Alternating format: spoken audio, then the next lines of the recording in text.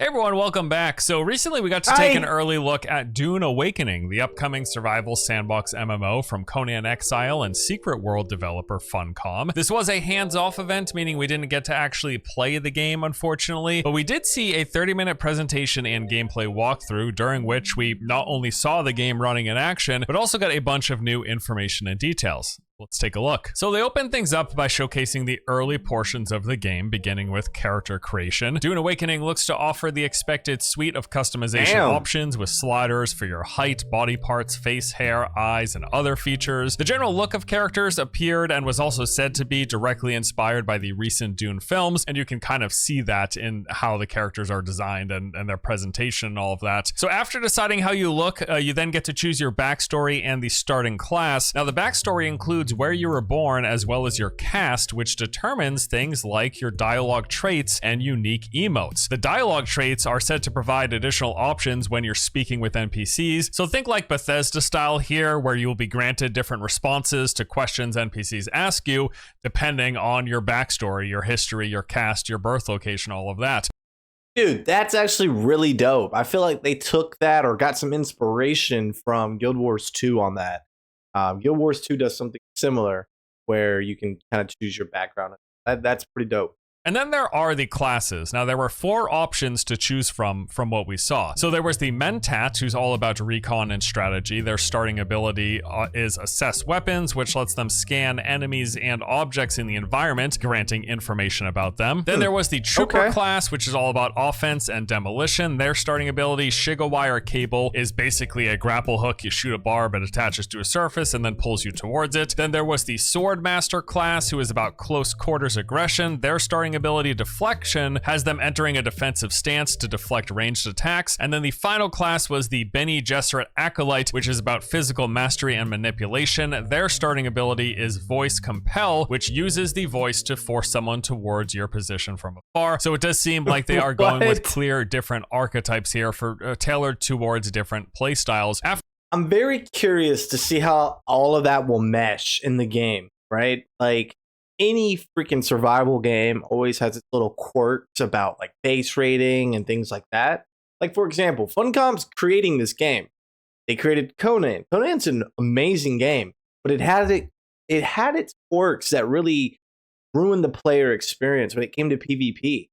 For example, they had a bug or a glitch in the game when it came to mounts. They released the mount. They never got around to fixing it, at least since the last time I've played. Basically, what would happen is if you were being chased by someone on a mount, the first person to run out of stamina would usually be the person running away. What would happen, as soon as your mount ran out of stamina, the second person would just, boom, ram you. It would knock you off of your mount, and then they would just hit you one time, and then boom, you were dead. It was a 2-hit kill, and there was literally nothing you could do about it. So pretty much, once you encountered someone, you had to stay and fight. You could, or just run away on foot, but then they could just chase you down with the mount. So it made for some unbalanced PvP experiences, and I'm very curious to see what they do with all the classes. But enough rambling on. After they finished creating a character, there was a series of cutscenes, at the end of which we see the player wake up inside of a cave. Now here you go through the typical basic survival game tutorial, being introduced to the fundamentals of movement, combat, gathering, and crafting. Here's a few notes from what we saw. The first item that you grab in the game is called the Frem Kit. This is a backpack that also acts like a mobile crafting station, letting you build your starter weapons, tools, and consumables. All the usual stuff here. That's cool. Collect resources in the environment, use those to craft items. At the beginning, you can... I really like how they like implemented lore to it, right? You're not just fucking pulling up an invisible menu and just crafting shit. They actually put a little bit of thought behind it. That's cool. And make like a makeshift melee weapon. There's a glow stick to see better in the dark, as well as the ability to heal with bandages. There's also a radial wheel in the game, so you can slot items to be able to quickly swap between them. These appear to be key bound as well, with 8 total slots available. The game features a free climbing system where you can climb anywhere you are able to scale, we were told, all structures and terrain in the game. The developer actually specifically said that they brought over the climbing system that was created for Conan Exiles, and then have combined that that with a series of additional features like suspensor belts and the grappling hooks that allow for a ton more freedom of movement beyond just scaling walls. Upon emerging from the cave, we then saw another cutscene. Now, they did make note here that the game has quite a big emphasis on the story. There are a lot of cutscenes and dialogues that take place as you play through the main story quest line that unfolds before you reach into the end game. After that, we saw the player out in the middle of the sand, which then introduced us to a few more of the survival mechanics. So they did say that when you're out amongst the dunes walking on open sand, any movement or action will draw the attention of sandworms. At that point, we saw one such sandworm emerging from right behind the player. It was clearly a cutscene. It was set up for this moment, but it's just, again, the introduction to the sandworm mechanic. Now, beyond avoiding the worms, you are also having to manage your heat level at all times. So any time spent standing in direct sunlight quickly builds up this temperature gauge. And once the bar is full, you receive the sunstroke debuff, which then quickly drains your water. And finding water and maintaining your water levels appears to be one of the primary survival mechanics in this game. So they say you're going to want to stay out of the sun, you're going to need to search for water, and water can be found from various sources. You're going to be able to pull water from... I just hope there's a good balance of like areas to get jade with, right? I would hate to see that be like annoying ass mechanic, right? Really, really cool though. I like that aspect. I mean, you're out in the desert, like it makes sense, something like that to be able plants to a certain level, and then after that you will actually need to consume pure water or get water from the blood of wildlife, NPCs, and other players. There's also resource harvesting, as you expect. You'll harvest resources from things in the environment, as well as the ability to salvage materials from metal objects using this tool called the cutter ray. And they've actually opted for using one of the more interactive ways of harvesting. So rather than just say clicking E to harvest materials from something you're standing in front of, you actually scan any object that's harvestable. This will reveal its weak points as a line, and then you have to trace along that line to actually harvest materials from it. And they mentioned that as you progress through the game, the rarer materials will have more complex patterns for you to trace. Next, we got to take a look at the enemy outpost. These are locations that will be full of valuable loot, resources, collectibles, and of course, NPCs for you to stalk and eliminate. And this is where stuff gets interesting for me because I love clearing out enemy camps in pretty much any open world game, any survival game, whatever. This is one of the kind of gameplay systems that I really like engaging with. I agree. Before we dive into that, though, here's a quick word from today's sponsor. Today's video is sponsored by... really enjoyed that. In Conan, you got to kind of clear out villages and stuff. That was a lot of fun. Combat. At this point, they actually swapped to another character, showing us a different class in action. They had crafted what is called a passive suspensor belt, and this basically let them glide or hover anytime they jumped into the air off of an object. What was neat about this, though, is that this action actually preserves momentum. So we saw the player use a grapple hook to quickly pull themselves up onto a ledge, and then they activated the suspensor belt, which had them gliding, carrying that momentum, which basically kind of slingshot them up into the air, letting them go further than they would be able to otherwise had they just used the grapple hook. Like to see this kind of more interesting and engaging traversal mechanics. In fact, at this point, the developer said that their goal was to try to make traversal fun and engaging because moving around the environment is one of the things you'll be doing most. Besides gathering, crafting, and doing the combat, you're going to be spending a lot of time moving around. So using these tools and abilities combined with the free climbing system gives players the ability to approach many encounters however they like. And they said as an example, you know, a lot of outposts will be in like these outcroppings or rock formations. So yeah, you can walk in the front door of the outpost and start taking out enemies head on, or you can climb up and kind of fall in from above, sneaking around, or, you know, however you want to approach it. But they want to have a lot of variety while also making the traversal feel engaging rather than just climbing a rock wall. You got the grapple hook, you got the levitation ability with and different other class skills that you'll be able to use that play into more engaging and dynamic traversal mechanics. Once inside the outpost, we got to see some combat and action. So the player snuck around for a little bit in a crouch position, moving around the base stealthily before pulling out this Mala pistol to take out a few patrolling guards. So the character that we saw was actually the trooper class, and they had the grapple hook ability as well as a just regular frag grenade. Now at this point, we were told that in addition to any ranged and melee weapons that you use in combat, at any given time, you can select 3 active skills and 3 passive skills to have currently equipped out of a variety of options. There are classes, as we mentioned. With those classes come skill trees, and from those trees you can kind of pick and choose what you want. Although you choose a starting class, it seems like you do have the option to pull skills, active and passive abilities from the other class trees as well. I assume there's some sort of limitation, like maybe you can only fully specialize in your starting class,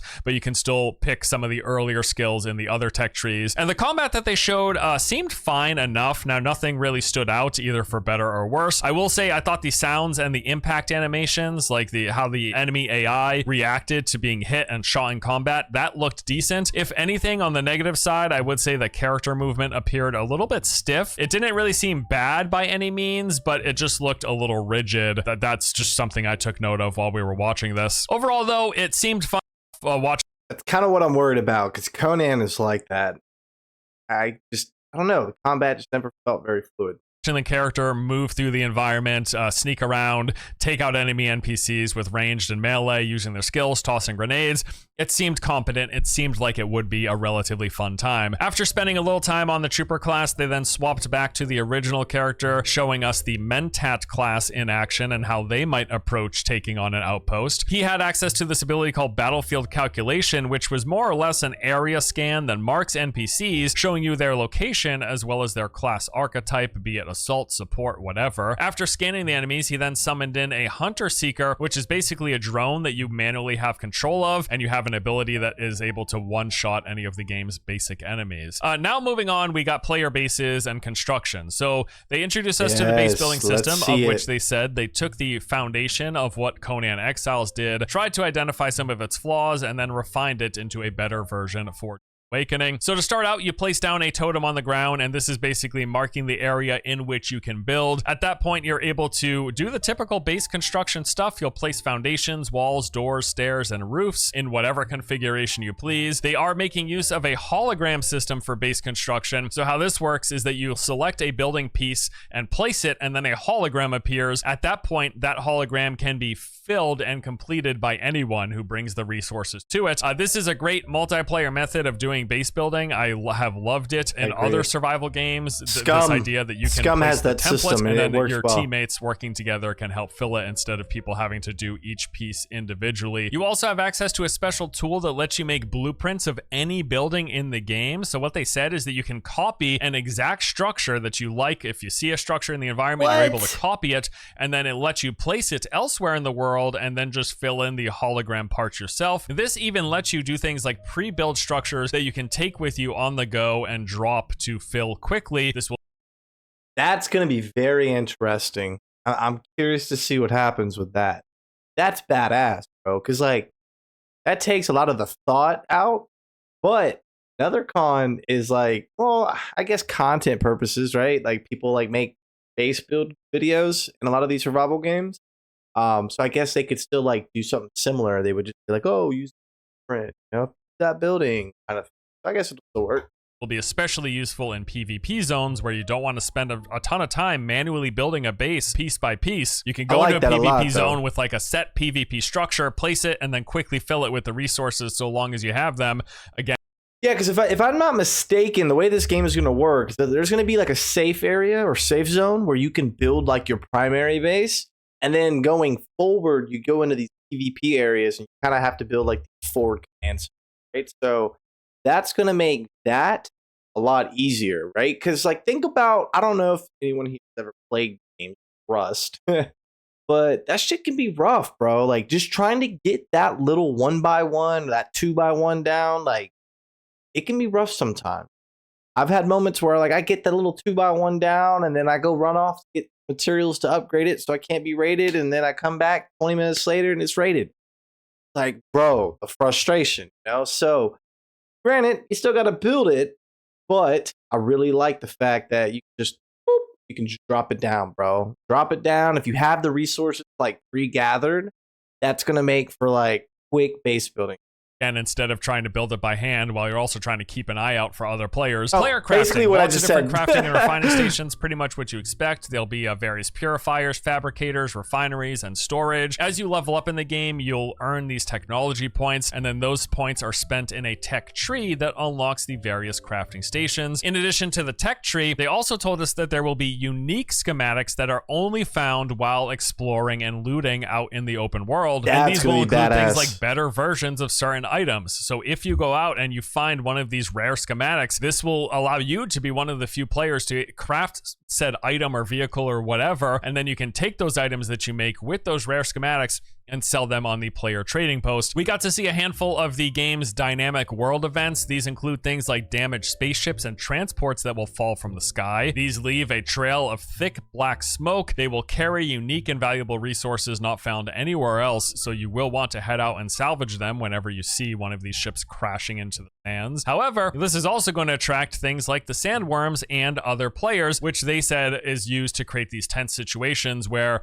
you'll see this ship crash happening and you'll want to go to it to get its valuable resources, but you're gonna have to be careful. Is the sandworm, was their attention drawn enough, and are they coming? Are other players coming to kill you, or not even just to fight you, but even other players competing to harvest the limited resources that are on the ship that just crashed? Again, all used to try to create these tense dynamic moments. Other things they have for events include at the nighttime, there are these large military ships that scan the planet looking for escaped prisoners, which you happen to be. So you'll have to pay attention to where these ships are and when they're passing by. And you need to avoid this massive sweeping searchlight, because if you get spotted, they will then send down an elite squad of NPCs to try to take you out. And I assume if you're good enough, you can actually deal with them. And there's probably some good rewards for doing that as well. And then, of course, another big event that you'll be dealing with is the sandworms. They said that these exist as a constant threat throughout the game. You cannot outrun them, and you can't beat them because they're not an actual boss you can fight. The only thing you can try to do is avoid them and escape if you do draw their attention. So as we mentioned earlier, when you're moving in the open sands, anything that you do while in this space will draw the attention of the sandworm. Now, you're going to want to still go out into the open sands because there are a lot of valuable resources and loot there from those crashed ships, but also from the spice blooms. So there's a threat meter anytime you're on the sands that basically gives you an indication of how much attention you're drawing from the sandworms. Once this gets high enough, the sandworm will then appear. You're actually going to see it bursting out from the sand, making a loud commotion. So if you don't see it, if it like bursts behind you, if you don't physically see it at first, you're definitely going to hear it. You turn around, you see the sandworm like coming up from the sands, and then at that point it chases you like a shark skimming the surface of the water, chases you with its mouth wide open, and the only thing you can do is to try to get away. You can't outrun it though. It's faster than you can potentially be, so you would either need to get into an air vehicle and fly away, or try to get into the various rock outcroppings, just basically islands of rock that are separate from the sand, and the sandworms can't go into the rock. So they can chase you on the sand, but if you get to the rock, you're safe, and that's basically the mechanic that you're dealing with. They did say there are items... in that aspect, like, man, that's a lot to deal with. Think about it, bro. You have the sun. You can't stay in the sun too long. You have a worm. You have a fucking searchlight. You have other players. I like it. I really do. I think if it's balanced well, you kind of always have this element of a potential threat. And I think that's a big issue a lot of survival games have, right? Is that they just feel too empty. And they just take so long to get to a point where like they actually feel alive and they feel like there's that constant threat. And I think that's why a game like Rust does so well, because the maps aren't too big. So you have this constant threat of other players, right? And then of course it incentivizes you to fight other AI. So the AI is not necessarily as much of a threat, but it's still there. And I think with the map size and what they have implemented, it kind of encourages this like constant like element of like watching your back. And with having this many mechanics, like kind of implementing that element to the game, I think it might work, and it might be a pretty good fucking game at the end of the day. Obviously, this is alpha footage, and you gotta wait, but it's looking promising. the game, such as these thumpers that can be used to distract the worms. However, once a worm is alerted to and starts chasing you, your only option is to run. They follow you at high speed, skimming the surface with their mouth wide open until they catch up or until you escape to the safety of one of these rock islands. Now, next, the developer brought up the fact of the fact that they're calling this game an MMO. They said, hey, people ask us all the time, why are we calling this game an MMO? What makes it an MMO? And to which he said, the game is a series of connected servers that are all seamlessly interconnected with each other. And some of these include social server areas, such as these things as player hubs. This appears to me to be very similar to how things like the tower work in Destiny. Here you're going to see a large number of other people running around. This is where, besides other people, you will also find quest NPCs, trainers, merchants, the player auction house, guilds, and factions. And that was pretty much all he actually said on the matter. He didn't go into further. So it's an MMO light. Like, I think we just need to implement that as like an official term. It's an MMO light. Destiny 2, like you said. That's how it works, right? Because if you're going out and you're kind of in like your own server with other players, when you're out in the PvP areas, come back to like a central command, like, I don't know. That's what it sounds like to me. Detail about what other MMO elements it has. Now, from this, I get the impression that outside of the social hubs, all of the zones in the game will make use of phasing. So they're going to have like a set limit to the number of people you're able to see in your particular version of that zone's server.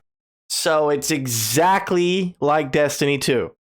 Okay, well, Destiny even. I mean, either way. And then it's likely in the PvP zones, they will allow for a higher cap of players to allow for that large-scale PvP combat that they've talked about. But otherwise, it'll be somewhat limited in the PvE zones. You know, at this point, most MMOs nowadays use something like this. We're very rarely seeing these locked shards that just have like a set player cap and then everyone on that server sees all other players in that server. We see a lot more phasing where you might go into one zone and you're going to see people in that zone in your version of the server, but then maybe your friends could also be in that zone, but you won't see them unless you group up with them, or maybe the game does it dynamically so that anyone on your friends list always shows up in the zone. But it's phasing, it's not server shards. That's my assumption from what he described here. All right, the next interesting thing we saw were these eco labs. Now, these were described as equivalent to dungeons in other games. Of this, the developer said he likes to think of them as the vaults in Fallout. They have been sealed for 10,000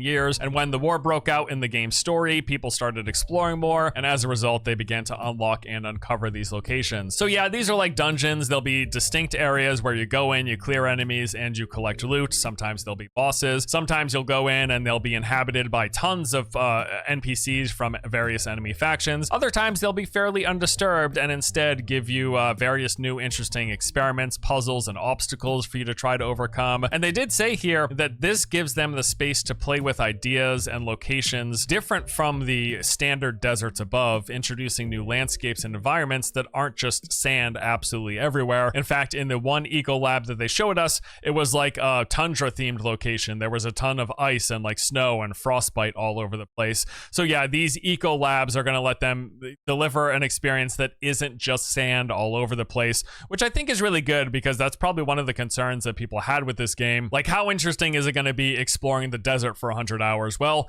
with the eco labs, they are able to deliver biomes and locations that aren't just sand and rock, right? So that's good. There was a stretch of combat here. We saw a few minutes of combat with two characters working together. That's going to be, again, very similar to Conan. And I'm okay with that because Conan does a really good job. Like, majority of the map was sand and desert, but they also had areas with a little bit more forests, you know, an area with like mountains and shit. Talking about Conan, I know I talk shit about the PvP, but it's really, honestly, a good game. I want to play it. Makes me excited for this game. This also showcased a few different abilities. We saw the Mentat class use this ability that revealed enemy health bars as well as what abilities the enemies had. We saw a suspensor grenade which caused enemies caught inside to float suspended in the air. And then we saw the Mentat class also use this like dash or blink style ability where they teleported forward towards And then the final thing that we saw was an example of the spice hunt. So spice is at the heart of everything in this game. It's a super valuable resource. It's used for a lot of things. It's a currency, so you actually use spice to pay your taxes on the land and the base that you've built. But then also spice is used for some class skills and abilities as you progress and get more and more powerful. So spice has to be harvested out in the desert, and that's one of the things drawing you into the sands. So at this point, we saw a pair of players prepare and go out to harvest one such of these spice blow locations. So first, they actually constructed a transport ornithopter, which let them pick up and fly a spice harvester to a nearby bloom. The reason you want to do this is because the spice harvester is a ground vehicle and it moves pretty slow. And if you were to just drive the harvester over the sand,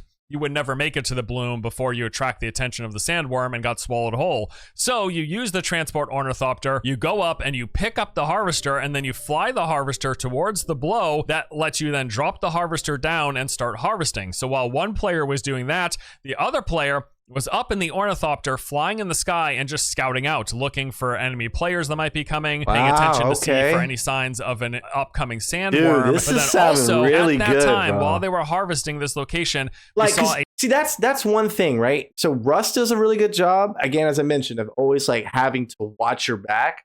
So even when you're like just fucking getting resources, it could be just the bare fucking basics of just rock and wood. And you have to fucking worry about getting gangbanged, right? Now, sometimes it could be annoying, but on the flip side, a lot of survival games, it's the complete opposite, where you're literally doing fucking nothing but just chopping a tree for an hour, 2 hours straight. You're not worried about anything, very rarely at least. So, I don't know, the idea of like, it not just being so simple to just loot and fucking chop a tree down, and like, there's actually a little bit more like depth to it, right? Like, you got a player that's having to think through the transportation. You have another player that's constantly scouting out. You got to worry about the sandworm all at the same time, you know, while the other player's scouting for the enemy players. So a sandstorm appear on the horizon, moving very quickly towards the players. Now, this was obviously a pre-scripted event, but the assumption is that while playing the game, it's dynamic, and as you're playing, sandstorms will roll by. You don't want to get caught in the sandstorm, because if you're not sheltered, it kills you. So what happened was, as the... Okay, hold on. We have the sun. We have the worm. We have other players. We have... oh my god, hold on. There's one more. What am I forgetting? The rocks, right? You have the rocks to get away from the worm. And then now this. A fucking sandstorm. I like it. I do like it. But in my experience on Conan, the sandstorm was more annoying than anything else. But, I mean, I guess it makes sense, right? It's keeping you on your toes. So I'm just worried that if they implement too many things, it might be annoying. But I guess that's the whole point of playing it. They can always tweak it, you know, bring it down a little bit. The sandstorm came in, we saw the ornithopter pick up the harvester, suspend it in the air, and then start flying in the opposite direction of the sandstorm, trying to make it for cover. But of course, it wouldn't be dramatic if they didn't get swallowed whole. So the sandstorm then came in, engulfed them, fade to black, and that was the end of the presentation. Again, clearly this was pre-scripted. It's not that just like a sandstorm just so happened to roll in. You know, they set this up so that it happened, but it will be dynamic in the game. That is the assumption. You will just periodically get sandstorms coming in from different directions. You'll get some sort of a warning, I assume, or there will be a huge visual indicator to let people prepare, and then they will have to try to get to cover as soon as possible. So that is the whole presentation, basically. That is a rundown. Again, this was a gameplay presentation, so we were watching gameplay of the game being played in action, where they showcase these various aspects of it. My early impressions from what we saw, you know, with the understanding that we didn't actually play, we didn't get hands-on time, but from what we saw in the presentation, some of the pros, for starters, visually, I think the game actually looks pretty darn good. It's a far cry from the original presentation, the original gameplay trailers that we saw of this game, where I thought it looked a little muddy and flat. This thing is running on Unreal Engine 5, and it is pretty obvious from the textures and the lighting in particular. I thought this game was visually pretty darn good looking. I'll also say that the particular build that we saw looked to have pretty solid performance. I didn't see any obvious frame drops or performance hitches at any point in the presentation. Now, of course, this was a pre-setup presentation. We also have no clue what hardware that the game was running on. It's likely they were using a fairly high-end rig, but still, in a lot of these presentations, no matter the hardware they're using, you can still see with the early versions of games pretty obvious performance issues, and no such thing occurred in this presentation we saw here. I also liked some of the various systems and features that they showcased. I like this like interactive harvesting where you actually have to trace along this line. I liked the various threats in the environment, the dynamic world events, dealing with the sandworm, the sandstorms, ships falling from the sky. All this stuff looked. That was the other one, the searchlight. So you have the searchlight, the sunlight, the worm, and sandstorms.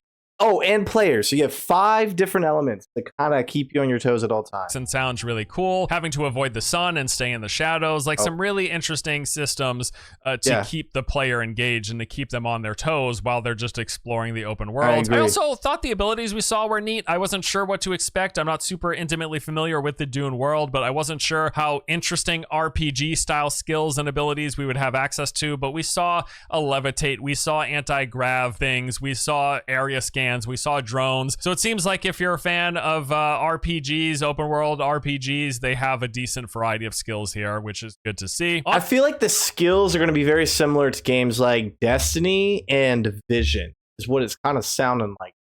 The con side, there were a few things. As I mentioned, some of the animations, particularly as they relate to movement and parts of the combat, looked a little stiff. Again, I wouldn't say it looked terrible, just that the animations felt a tad rigid. It may still very well feel good to play. It's an alpha though. They got plenty of time. Take their time. The gunplay looked and sounded decent, but yeah, just a little stiff here and there. That would be one early critique. Also, the way they've described the MMO elements, it's clearly not going to be a full-blown MMO, more of just a shared world, open world survival game. I think we pretty much expected that, but now it seems we have a fairly decent confirmation. My assumption again is going to be that in the PvP zones, when there is PvP conflict between warring factions or guilds or whatever, that is going to be the highest density of players in one location. But as you explore all the other zones in the game, it's probably going to be fairly limited due to whatever phasing tech that they use. Also, speaking of which, they didn't show any of the large-scale combat, what they are calling combined arms, where you have hundreds of players running around fighting on foot with melee, ranged weapons, and skills, along with all the vehicles, the ground and the air vehicles, and the explosions and the tanks and all that stuff. We didn't see any of this whatsoever. It was all really refined to the perspective of 1 or 2 players playing in a group. Besides them walking around the social hub, we didn't see any open world exploration or combat with more than 1 or 2 people, and we definitely didn't see that large-scale guild fighting that they are selling this game on. So maybe they're saving it for future demonstrations. Maybe it's just not there yet. Maybe in the current build it doesn't perform well. Who knows? But yeah, I would like to see that because that is one of the main selling points that they're pitching for this game. But yeah, there you go. That is the preview that we took a look at, an early exclusive event to see Dune Awakening. Cool. I like. Thank you, brother. Been a good one. Yo, it's looking like a really good game. Looking like a really good game, bro. I can't wait.